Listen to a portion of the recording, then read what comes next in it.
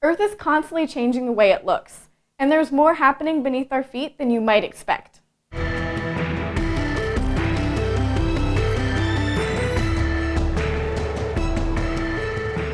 Can you tell the difference between these two mountains?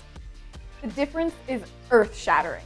The difference between a mountain and a volcano is that volcanoes are formed from lava, whereas mountains are not necessarily formed from lava. Volcanism changes and shapes our planet by giving us new land masses, such as Hawaii, such as Iceland. And it also builds these tall, mountain-like structures on the surface of our planet. And in many cases, it actually helps to make the ground more fertile for planting of different types of crops. Volcanoes are places on the Earth or other planets where molten material from the inside comes up and flows out or explodes out onto the surface. Volcanoes will form anywhere that the material from the inside can make its way to the surface. Sometimes the material will just shove its way up and make its own pathway.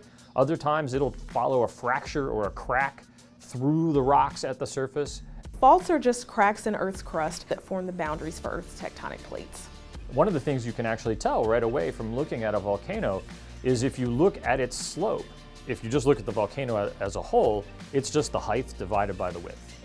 A shallow sloped volcano was one that was formed by magma that had a low viscosity, that was runny. And a steep sloped volcano is one that was formed by a magma that was sticky. When magma moves around, it has to push the rocks around. And one way that we can measure that is through the breaking of the rocks using seismometers. Volcanoes play a role in how Earth looks today. But did you know that volcanoes are on other worlds in our solar system? You didn't? Well, that's not your fault. Mars has volcanoes. Actually, the largest volcano in our solar system, Olympus Mons, is on Mars. Venus has volcanoes. Jupiter's moon Io has lots and lots of volcanoes, and there are hundreds of volcanoes on Io's surface, and they erupt daily. Not all planetary bodies are made of rocks, and in fact, in the outer solar system, the majority of the bodies out there have an icy surface. And so through heating and other mechanisms, you can melt ice just like you can melt rocks. And so when we have volcanism on these moons, instead of taking the form of hot rock or lava that erupts onto the surface, we have slush that erupts onto the surface. What we call this cold volcanism or this icy volcanism is cryovolcanism. If you have a planet that has a very smooth surface, then you know that volcanoes or cryovolcanoes have been active. You know that there's been some fluid, whether that be lava or when you're talking about icy volcanism and icy lava or cryolava that's erupted onto the surface and it smoothed the surface out. Cryovolcanoes? Cool.